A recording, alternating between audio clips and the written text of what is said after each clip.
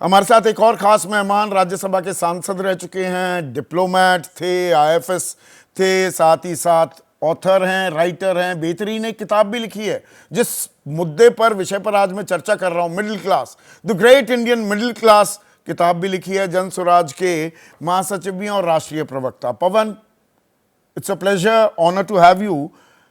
तो middle class की बात हो रही है, ये मिडिल क्लास जो बम बम की हो गई, ये मिडिल क्लास है कितनी ये नहीं बताता कोई खुलकर। अगर हम करदाताओं का आंकड़ा देखें तो कुल मिलाकर 7 करोड़ 40 लाख लोगों ने रिटर्न भरे थे 2022-23 में।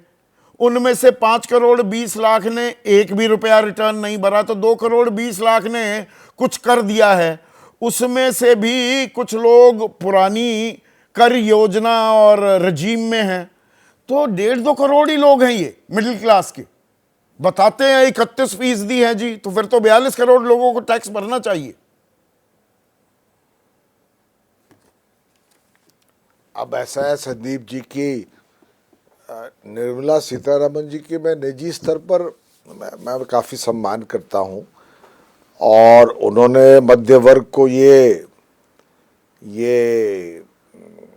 जो आज सौगात दी, तोहफा दिया, हाँ, या मदद की है, उसकी मैं उसका सौगात दी, उसका मैं स्वागत करता हूं। हाँ। पर आपका प्रश्न भी अपनी जगह सही है कि जब टोटल इनकम टैक्स फाइल ही करीब 7 करोड़ के आसपास हुए हैं, उसमें से भी जिन्होंने टैक्स दिया वही 2 करोड़ से कम है, तो इसमें मध्य वर्ग का कितना फायदा है, कितना लाभ है।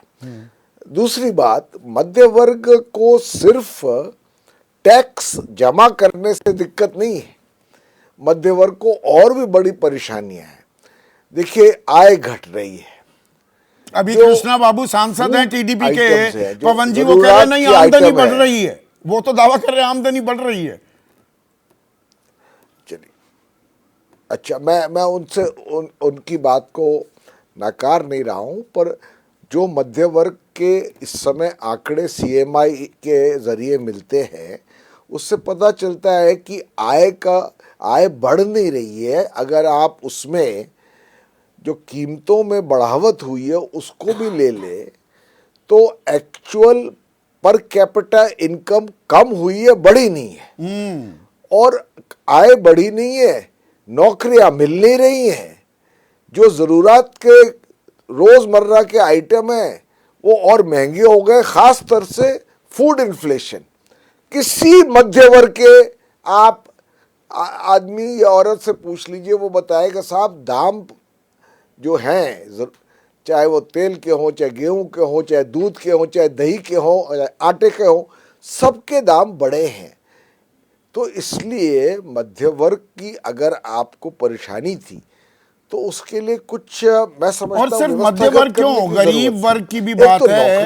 अगर अर्थव्यवस्था में एक स्लो डाउन हो रहा है और आपको कंजम्पशन बढ़ानी है, तो कंजम्पशन क्या सिर्फ ये 1.5-2 करोड़ लोग बढ़ा देंगे? आम आदमी में तो गरीब भी आएगा ना। सरकार ही कह रही है, आपके जुड़ने से पहले मैंने वो आंकड़ा बताया, 25,000 रुपए महीना कमाए तो आप टॉप 10% में आ जाते हैं।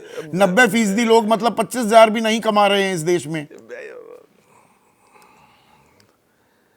बिल्कुल सही कह रहे हैं आप, क्योंकि एक संस्थागत हमारे जो आर्थिक ढांचा है उसमें परेशानी है। मैं बताऊं कैसे। हम दुनिया की सबसे बढ़ती हुई आर्थिक शक्ति है, 6.4% जो जीडीपी का ग्रोथ बताया जाता है, हाईएस्ट ग्रोथ है। और साथ ही हमारे देश में सबसे ज्यादा विश्व के गरीब भी रहते हैं। हमारे यहाँ सबसे अच्छे कुछ एजुकेशनल इंस्टीट्यूशंस भी हैं, और 30% महिला और 70% पुरुष पढ़ लिख नहीं सकते हैं।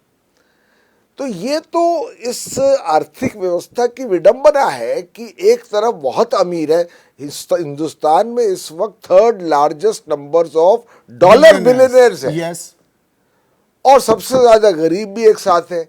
तो मध्य वर्ग के बारे में आपने सोचा, इसके लिए बहुत बहुत धन्यवाद। पर मध्य वर्ग कह रहा है बनाकर फकीरों का हम बेसगालिब तमाशा अहले करम देखते हैं। क्या हम बात तो है? आपके करम देख रहे हैं कि आप कितने करम फरमा हैं, पर आप कुछ और भी कर देते तो अच्छा होता। मसलन नौकरियां, इस समय 18 से 24 वर्ष के जो युवा हैं उनके बेरोजगारी का दर लगभग 15% है। एक साल पहले 12.4 था। तो बेरोजगारी बढ़ रही है, नौकरियां मिल नहीं रही हैं। जो यूनिवर्सिटी कॉलेज से निकल रहे हैं वो इस लायक नहीं है कि उनको नौकरी मिल सके, या नौकरियां है ही नहीं पर मिलने सरकार को। कह रही है मेडिकल सीट 75,000 बढ़ा देंगे, ये अब तो पटना केवल कुछ- आईआईटी में भी हॉस्टल बन जाएगा, वो दावे भी आ रहे हैं साथ में।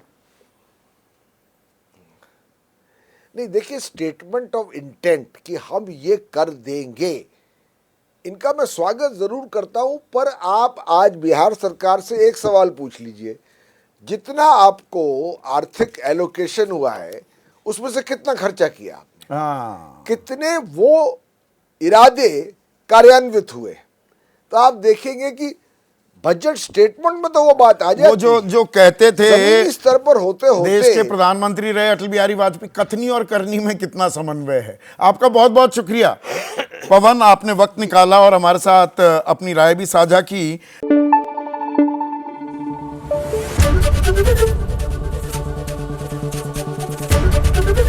एबीपी न्यूज आपको रखे आगे।